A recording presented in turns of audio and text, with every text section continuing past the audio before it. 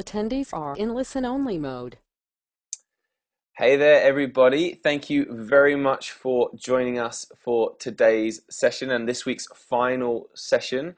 We have a very special guest for you today. But before we launch into the session, can I first please ask that you do me a huge favor and just, I didn't say it yet, put your hands down. I haven't asked yet. No, I'm joking. If you can raise your hands to let me know that you can hear me loud and clear, that would be fantastic. Thank you very much.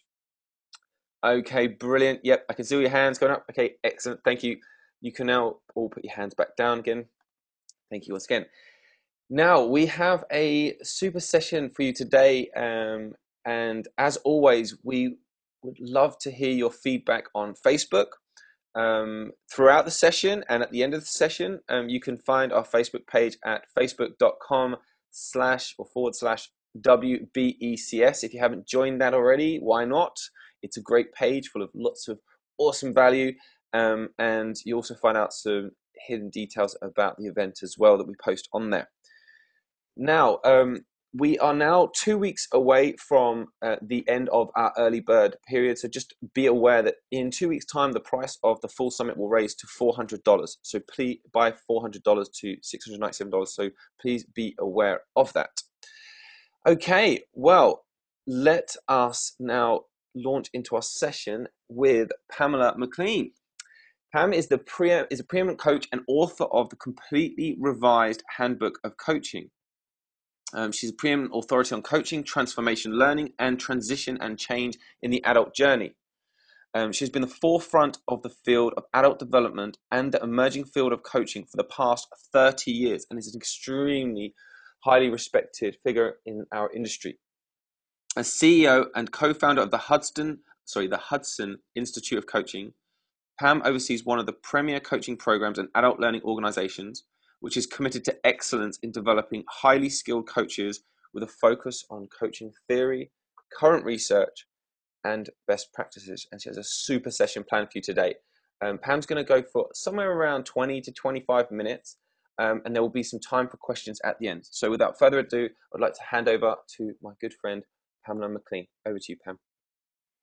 Thank you for that great introduction, Ben, and I'm delighted to be with all of you today on a Friday afternoon and a part of the WBEC preview sessions and the longer one.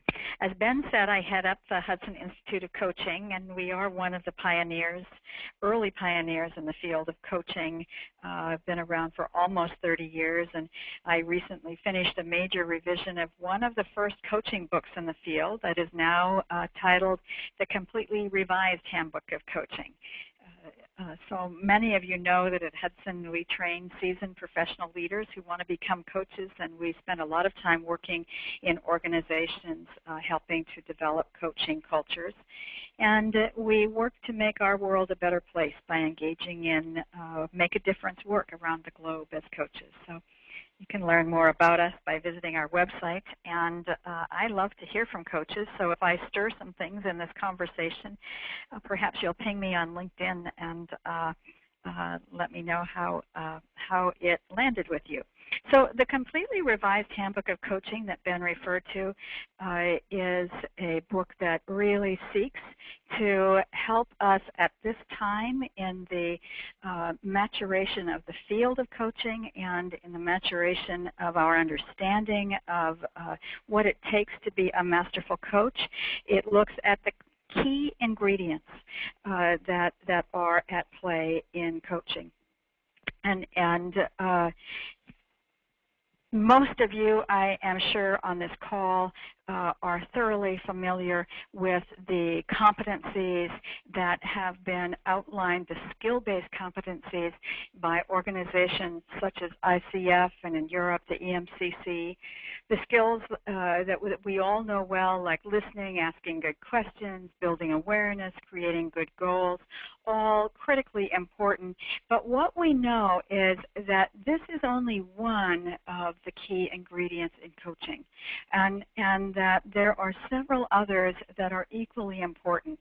So you see on the other side of that slide the knowledge-based competencies. We believe that we're at such a great time in history as this field of coaching matures, and we're able to inform our good work based on all kinds of theories that have come before us and use those to support our work going forward. And then on this next slide you see the essential ingredients that are layered into coaching for a masterful coach. And you'll see the big one around client, the whole person model. We think that it is absolutely essential that we have an understanding of the context of our client. We as coaches are not coaching, quote, problems, unquote. We are coaching whole people with complex lives. And we need to have some understanding of a developmental perspective to know that to coach someone who's 37 is quite different than coaching someone who's 52. And so we want to know about their developmental journey. We want to understand the natural ups and downs in everyone's lives, the key roles and systems that are at play, and most of all, the sense of purpose that fuels our client at this time in their life. And you see that bar, the gray bar that says Working Alliance. We know without that we can do nothing. And so that is a really essential element in our coaching. And then underneath you see methodology. So an agile scaffolding that allows us to move from the very first time we meet our client to gaining a sense of that slightly better version of self that the client wants to move toward, to uncovering the natural obstacles that get in the way every time any one of us wants to make a change, to building a coaching plan, and to taking us to the finish line. Great coaches need a methodology to know how we get from the beginning to the very end and deliver the outcomes that are most important to our client. And then finally you see that self as coach, and this is at the heart of what I'm going to be talking about today. And before I move to talking about it, I want to draw your attention to a model that I think is a great overlay to this whole terrain of self as coach. It's based on the work, and it's an adaptation actually, of Karen Horney's triangle of coping skills. I adapted it in a way that I think really addresses our capacity as coach. So you might think of this as a three-legged stool and say that in order for us to be masters of coaching, we need to have agility in all three of these legs. And in fact, as you listen to me walk through these, what tends to be true is that you will find one leg of the stool that is much more your comfort zone than the others, and that helps you, each one of us, see where our own growing edges are. So we know, moving toward connecting with others, we know based on research that folks who enter professions such as coaching and other helping professions, we tend to be drawn to this work because we're naturally nurturing, we are good at making strong connections, we want to help others, we're compassionate. So building that strong alliance that I talked about comes quite easily to most. And this area is what helps us really build the first building blocks in coaching. At the top of the triangle is moving against. And this is our ability to challenge. It's our willingness to step into the zone that is often uncomfortable for many of us and share observations with our clients, sometimes uncomfortable observations, and challenge our clients' thinking. This, for most coaches, is where we have to invest some energy in developing ourselves. Think about the client who comes to us and they land on a coaching goal that says, I want to be seen as reliable by my team. I want them to know they can count on me. I want them to really trust me. And what unfolds in the coaching is that your client who wants to work on this is continually late for coaching appointments, is sliding in 15, 20 minutes behind schedule, often has an excuse or a reason that that's happening. And if we are unable to move against, to share this observation, to use this material, we really are not able to capture the work of coaching in a real-time way. And then third, moving away, is our ability to discern when to step back, when to sit in silence, not comfortable for many of us. You might remember, especially early on, that temptation that a coach can have to fill in gaps in the conversation in order to ease your own anxiety. And so we have to build skill in this area. How do we allow silence to do the heavy lifting and provide the client with an opportunity to reflect at the times that are most important? So this three-legged stool really is an overlay around the self as coach. We say at Hudson you need to start at home to be a great coach. Most leaders come to us for coaching and ask immediately for us to show me the tools. Show me the tools. If I have the tools, I'll be able to do this. And it's often quite frustrating to learn that actually the most important tool is you. That cultivating your greatness is the most versatile, essential ingredient in coaching. That ability to bring your cultivated and managed self to coaching in order to inspire and effect the change that is important to your client. And we know that this concept of coaching is sometimes challenging because it embraces who we are, who we want to be, and importantly, who we need to be in order to be of true value. And we cannot do this without seeking feedback, really taking a look into our own blind spots so that we can build the strengths that we need in order to call all of this forth. So understanding self as coach, is a critical step in our own development as coaches, and it's not a one-time stop. This development is, in my estimation, an ongoing one for every one of us, no matter where we are on the coaching journey. Because without this, we are wildly diminished in our role as coach. So I want you to consider for a minute some of these scenarios and see if any of them might resonate for you. What if your presence, the sheer force of your voice, and the pace of your words is so overpowering that your client is reluctant to share her real anxieties and concerns? How will you know that? How do you know how your voice and your pace impacts your client?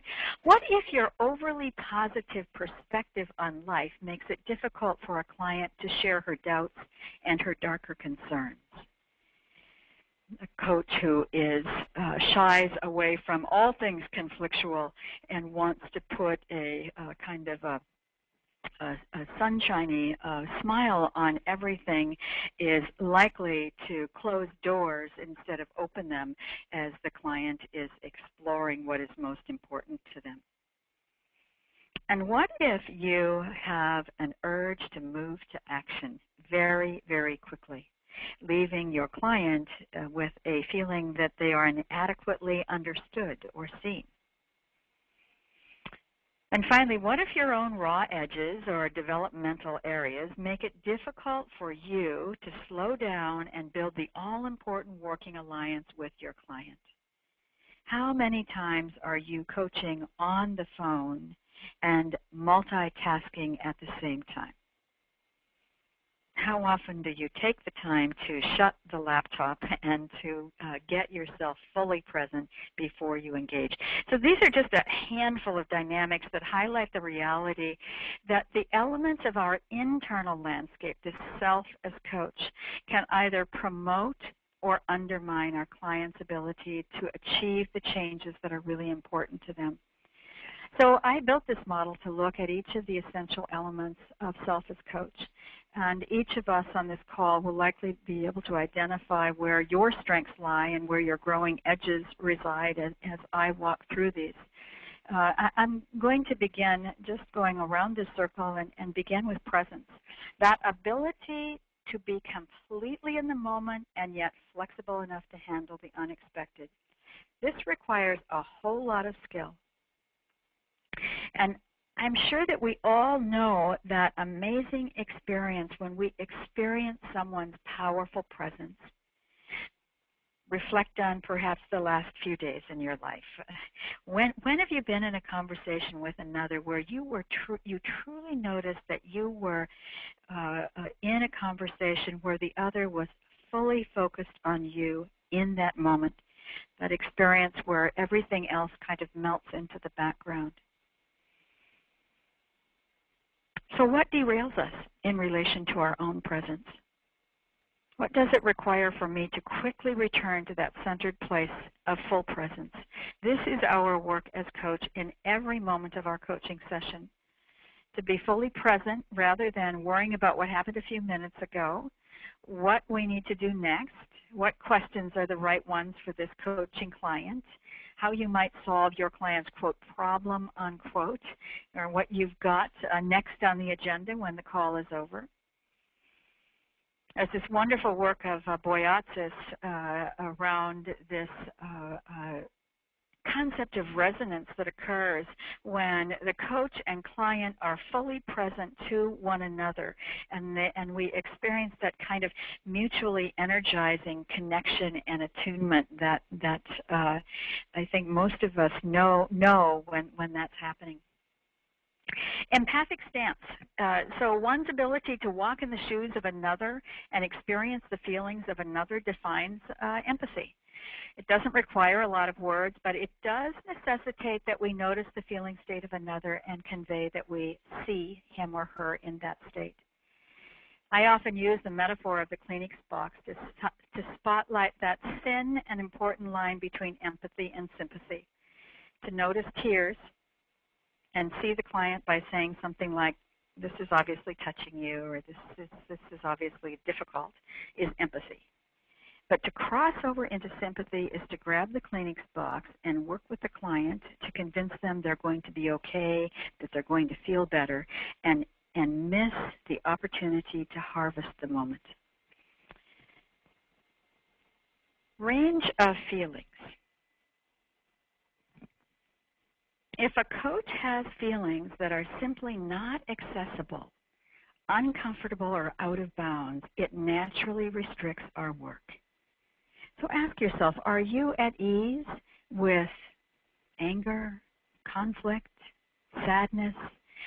Where are the areas of your own development that will extend the range that you can work with a client?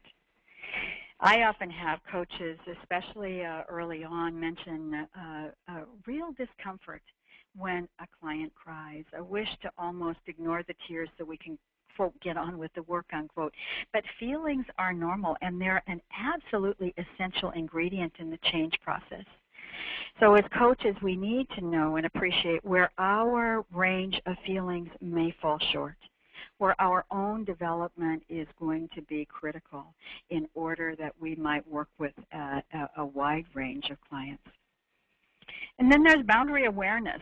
When we engage in coaching, we operate inside several systems. There's our system as coach, there's the client system, and then there's that system that's co-created between us. And if I find myself getting drawn into the client's system, let's say a client tells us about a situation that may be very similar to something I'm struggling with, and I want to ask questions that will be useful to me.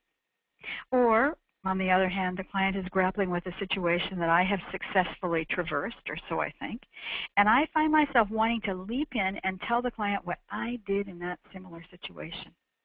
These are examples of getting drawn into the client's system, essentially losing some of my boundary awareness and my potency as coach. Because we know our work as coach is not to commiserate or attempt to fix another situation via advice giving. Our work is in helping the client see himself or herself, get on the balcony and become aware of the patterns and the obstacles and the stories that impede change. So when our boundaries are too diffuse, we see that empathy bleed into sympathy, and our ability to fully observe patterns and parallel processes becomes significantly diminished. Somatic awareness. So somatic experts tell us every action originates in the body. So how we hold ourselves, how our shapes our presence and our state of mind. So what do I know about how I as coach show up somatically, and what is the impact of this on my client? So consider some of these. Is my voice booming and so loud it's off-putting? Is my energy unmanaged and my foot tapping throughout the session or my pen clicking? What do I know about my facial expressions? Do I smile as I ask about difficult things? Do I frown with a deeply furrowed frown throughout the session?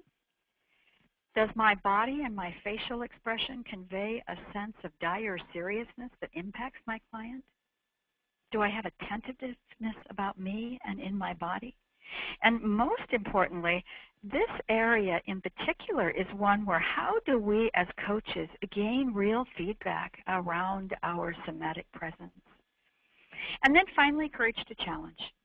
So if we hearken back to that three-legged stool of moving away, against, and toward, this courage to challenge is that all-important muscle that a great coach needs in order to move against. That agility that marks the difference between an okay coach and a true master.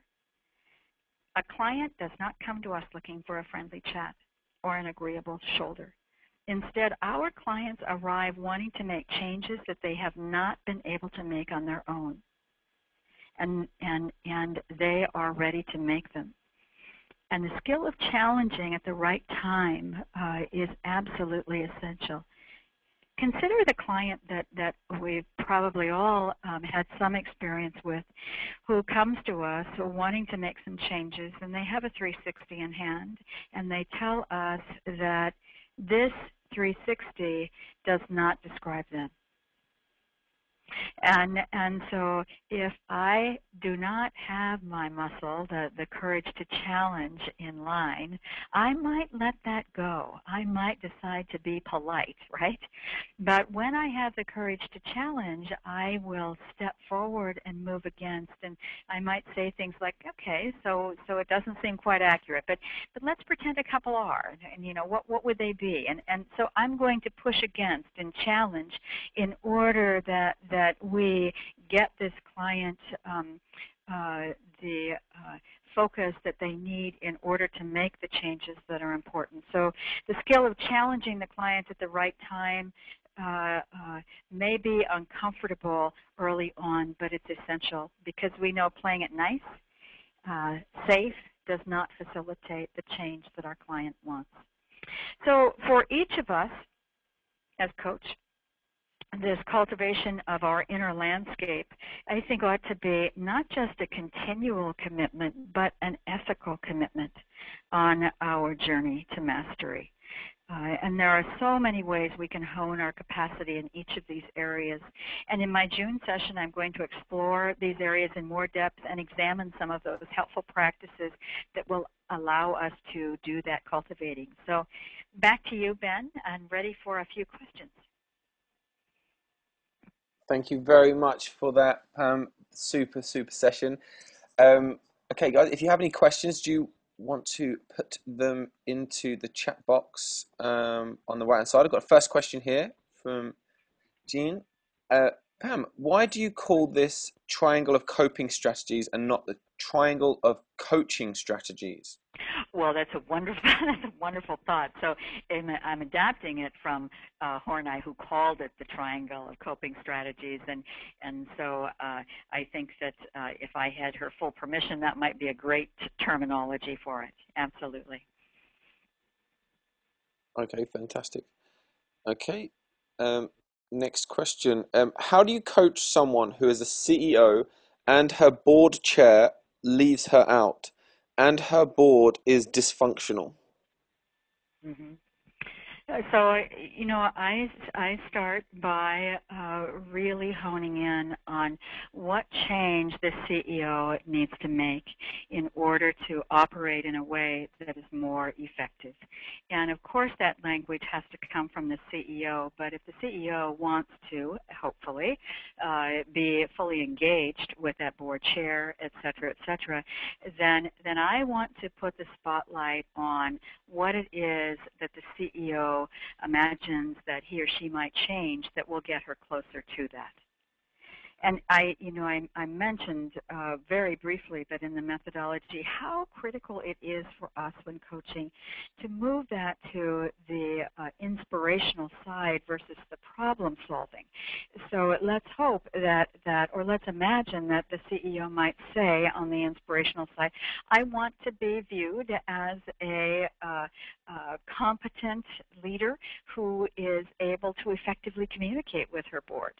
And so we're off and running. What needs to shift and change in this leader in order to do that? Brilliant. Thank you for that, Pam. What strategies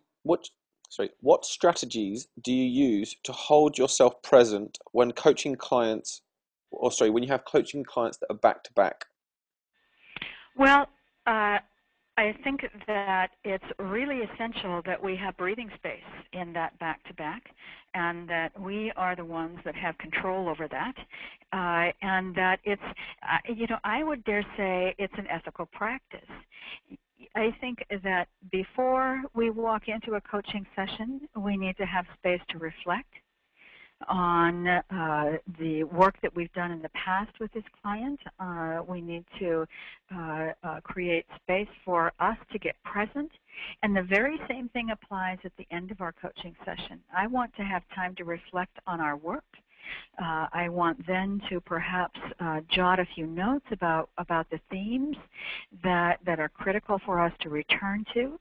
And then I have to have time to do the startup again on another. So I think that we are not at our best when we are moving at the speed of back-to-back sessions without those in-between times. Okay. Thank you for that, Pam. Another question. How can you cope with a client with whom you have no chemistry with?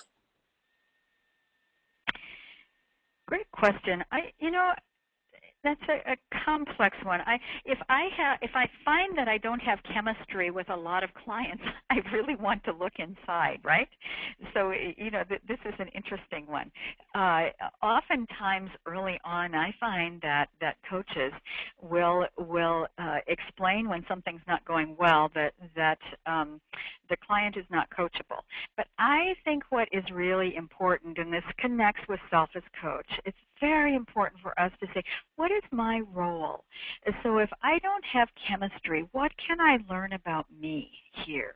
And what adjustments might I make in order that I could have chemistry with more? And then, of course, there is the anomaly where there's simply not the right chemistry, and we know how important that is, and so we would hopefully all be wise enough at the right time to make a referral. Okay, brilliant. How would you, maybe one or two questions if that's all right, Pam.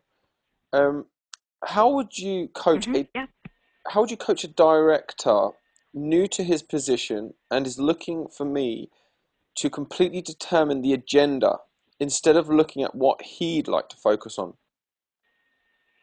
Yeah, so well, I like that question because obviously embedded in the question is the answer, that this director has to come up with that. But sometimes when it's not entirely clear, the work of gathering data through stakeholder interviews is very helpful. To gain kind of a 360 perspective by doing short interviews and collecting data about what others think this new director might do to really maximize her success. We will inevitably come up with 2 or 3 themes that might help the coach and this leader as they really land on what is core to the work. But yeah, it cannot be our agenda as coach the client must be more committed than we are. And sometimes that work of landing on those goals takes longer than we want it to take, but it's absolutely essential. So in coaching, there's no doubt that this process is front-loaded, that we have to take our time up front to make sure that we're doing the right work. Okay, brilliant. Thank you. And one final question. Thank you so much for those great answers, Pam. You briefly touched on empathetic stance versus being sympathetic, or empathic. Yes, versus sympathetic. Could you share some additional insights that could help in coaching? Well, you know, this is a kind of critical boundary here. You know, the tendency early on with coaches is to want so much to help the client that they may move to rescuing the client, that they don't, that seeing that thin line and noticing the boundary and managing that takes time and experience.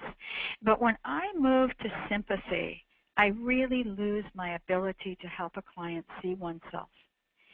And that is the shift when a client says, I am going through an impossible time with my boss, who everyone knows is an absolute tyrant, and I move to sympathy and lose my boundary and say, I know exactly what you're talking about. I've heard the same thing about this boss.